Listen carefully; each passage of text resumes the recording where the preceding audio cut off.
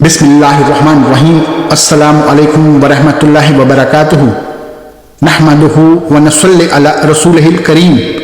अम्मा बाद, मरने के बाद इंसान की रूह कैसे पुकारती है। मोहतरम नाजरीन, मरने के बाद कोई शख्स वापस नहीं पलटता, इसलिए ठीक मरने की कैफियत तो बताना मुमकिन नहीं।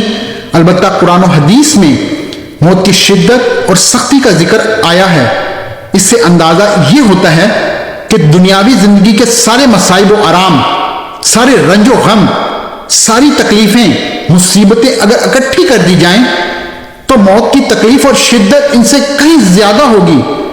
मोहतरम नाजरीन, मालदार, फकीर, ताकतवर, कमजोर, गर्ज ये कि तमाम लोग जब मर जाते हैं तो दुनिया में लौटने की ख्वाहिश रखते हैं, माल जमा करने और महल बनाने के लिए नहीं, बल्कि इसलिए कि काश हमें एक नमाज पढ़ने की मोहलत मिल जाए, काश हमें एक मर्तबा सुभान अल्लाह कहने की फुर्सत दे दी जाए। लेकिन अब नामुमकिन है। अब अमाल नामे लपेट दिए जा चुके होते हैं, रूह जिस्म से निकाल ली गई होती है, जिंदगी की मोहलत खत्म है। अब हर मैयत अपने अमल की मोहताज होकर कब्र में पड़ी होती है।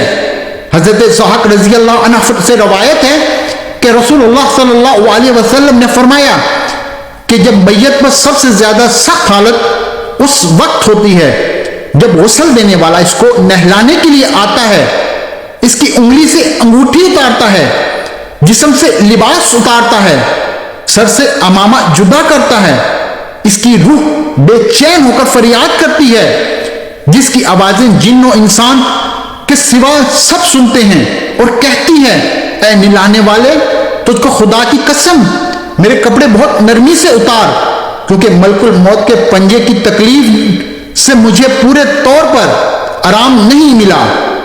फिर जब इसको तख्ते पर लिटा कर इस पर पानी डाला जाता है तो रूह चिल्लाती है, ऐ निलाने वाले, खुदा के वास्ते मेरे जिस्म की कुव्वत, अपने जिस्म की कुव्वत को इतनी जोर से हाथ ना लगाओ मेरे जिस्म को, क्योंकि वो जानती है सख्ती और से जिस्म के चूर चूर हो रहा होता है उसकी। जब नहलाकर उसको कफनाते हैं और पांव की तरफ बांधते हैं तो रूह कहती है, गुस्ल देने वाले, खुदा के लिए अभी सर की तरफ से मेरे कफन पर गिरा ना लगाना, ताकि मेरे बीवी बच्चे रिश्तेदार दुनिया में आखिरी बार मेरी सूरत देख लें, क्योंकि आज इनसे बिछड़ रहा हूं। अब क़यामत तक ये मेरी सूरत नहीं देखेंगे। जब इसका जनाजा तैयार कर घर से निकाला जाता है तो रूह पुकारती है, जनाजा उठाने वालों, खुदा के वास्ते अभी जल्दी न करना, ताकि मैं अपने बाल बच्चों और अजीजों अकारिब से रुखसत हो लूं। जनाजा उठाने वालों, मैं अपनी औलाद को यतीम और बीवी को बेवा छोड़े जा रहा हूं। खुदा के लिए मेरे बाद उनको तकलीफ न देना। मैं अपना घर, माल और असबाब दूसरों के लिए छोड़े जाता हूं। अब यहां कभी वापस नहीं आऊंगा और क़यामत तक किसी की सूरत न देखूंगा। फिर जनाजा उठाकर ले जाते हैं तो मैयत कहती है, अल्लाह अल्लाह, ऐ मेरे भाइयों, मैंने आज जो कुछ माल जमा किया था वो सिर्फ वारसों के लिए था। आज इनमें से कोई मेरे गुनाहों का जरा सा बोझ भी नहीं उठा सकता। हर चीज का हिसाब मुझसे लिया जाएगा। मेरे वारिस खाएंगे और उड़ाएंगे।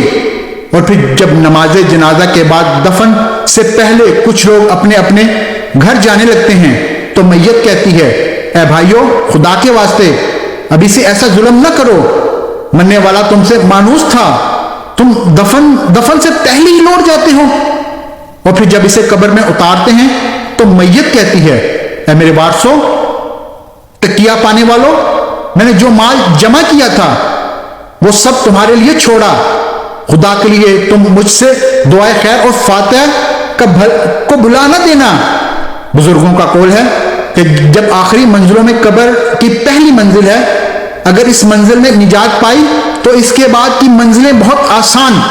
अगर यहां अजाब में मुब्तला हुआ तो आगे चलकर इससे ज्यादा सख्ती होगी। हदीस शरीफ में है कि मुर्दा कब्र में ऐसा है जैसे कोई शख्स पानी में डूब रहा है और मदद के लिए फरियाद कर रहा हो।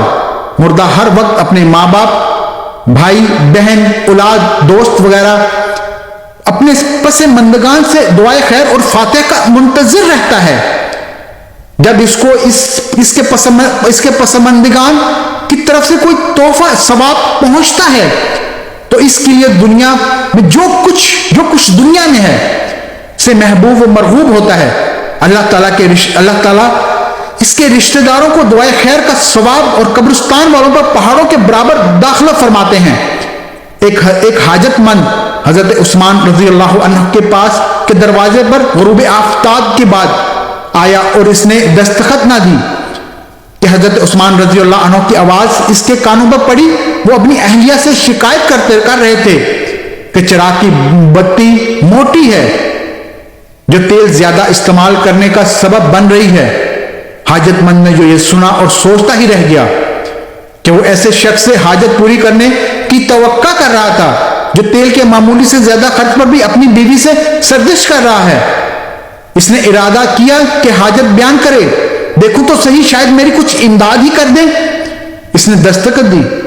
دستخط سننے کے بعد حضرت عثمان رضی اللہ عنہ باہر آئے اور حاجت مند نے اپنی حاجت بیان کی اور لہجے میں زیادہ زور دیتے ہوئے کہا، ضرورت کچھ زیادہ ہی تھی۔